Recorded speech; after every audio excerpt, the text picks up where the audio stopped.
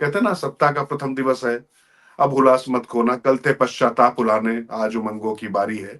तो कुल मिला के उमंग पहला दिन है सरकार का, कल होने वाला, अब उस पर चर्चा करते हैं। पीछे जो होना तो हो गया, लेकिन अब भारतीय राजनीति के परिदृश्य में, भारतीय जनता पार्टी की राजनीति के परिदृश्य में, और जो शिंदे वाली बात कही है, श्रीकांत शिंदे वाली बात आशुतोष जी ने, उसको आप कैसे देखते हैं और इसके क्या इम्पैक्ट हैं आप? पहले श्रीकांत जी की बात करें तो श्रीकांत शिंदे जी को लेके जो आशुतोष जी ने कहा है, मैं अक्षरशः उसके समर्थन में हूँ। क्योंकि यदि श्रीकांत शिंदे जी का आज विषय होता, ऐसा लग रहा है कि आज आशुतोष जी देवेंद्र गंगाधर राव फडणवीस हैं। हर आदमी उनका अनुमोदन कर रहा है, एक प्रस्तावित कर रहा है, शैलेंद्र जी ने उनका प्रस्तावित किया, आपने उसका अनुमोदन कर लिया। नहीं उसका चलिए। उसका कारण है राजकिशोर जी, वैसे कारण वैसे ये राजकिशोर जी वैसे मैं बताऊं हाँ कि पिछली चर्चाओं में इन्होंने जिस महाशक्ति की बात की थी उसे हाँ, कम तक नहीं मानना चाहिए। नहीं नहीं, वो बिल्कुल नहीं, ये बिल्कुल देखिए, नहीं, बिल्कुल चीजें बदल गई परम शक्ति के कारण। हाँ बिल्कुल, महाशक्ति मैं अपनी जगह है।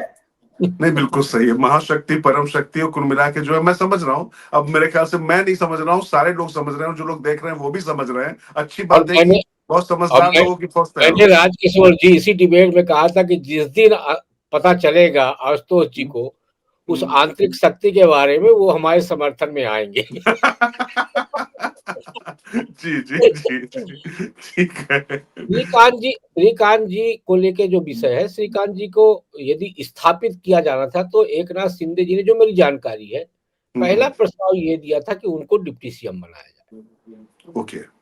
उनको समझाया गया कि देखिए, डिप्टी सीएम उनको मत बनाइए, क्योंकि आपके पास जो बाकी के 56 विधायक हैं उनके बीच में एक असंतोष पैदा होगा और फिर उसको संभालना कठिन होगा। और एकनाथ शिंदे जी उसको माने और उनको डिप्टी सीएम नहीं बनाए। अब जब केंद्र में मंत्री बनाने का विषय आता है, तो केंद्र में मंत्री उस व्यक्ति को बनाना है जो व्यक्ति स्वयं निर्णय लेता है, और वो व्यक्ति जो परिवारवाद के खिलाफ आज भी झंडा बुलंद किए हुए है, वो एकनाथ शिंदे जी को केंद्र में मंत्री बनाएगा। मतलब मुझे अभी फिलहाल नहीं लग रहा, राजनीतिक परिस्थितियां क्या बदलती है मैं नहीं कह सकता, लेकिन मुझे फिलहाल अभी नहीं लग रहा। ठीक है। फिर दूसरा एक जो महत्वपूर्ण विषय वो ये है कि एकनाथ शिंदे जी के पास जो सांसद हैं, बार बार एक चर्चा आती है कि भारतीय जनता पार्टी उस दबाव में है, केंद्र सरकार अस्थिर हो जाएगी। पिछले 2 दिन में जब एकनाथ शिंदे जी पेड़ से उतरते हुए नहीं दिख रहे थे, तो 2 दिन में जो शरद पवार जी के सांसद हैं, उनकी अजित पवार जी से लगातार मुलाकात हुई है। ये मेरे ख्याल से शैलेंद्र जी और अरुण लाल जी को बिल्कुल पता होगा। अब देख लीजिए, मतलब जो आ रहा है वो खबरों का ऐसा जखीरा ला रहा है, ऐसा बम्बार्डिंग कर रहा है, कुल मिलाकर नए नए परिदृश्य खुलते जा रहे हैं। चलिए जी, बताइए राकेश जी। शरद पवार जी उन्हें नहीं रोक रहे। क्यों नहीं रोक रहे? क्योंकि शरद पवार जी अब एक ऐसी, मतलब स्थिति में, वो जो अभय मुद्रा कह रहे थे ना राहुल जी, लगभग उसी मुद्रा में पहुंच चुके हैं। अब उनके सामने पार्टी से ज्यादा बेटी को संभालने की चिंता है।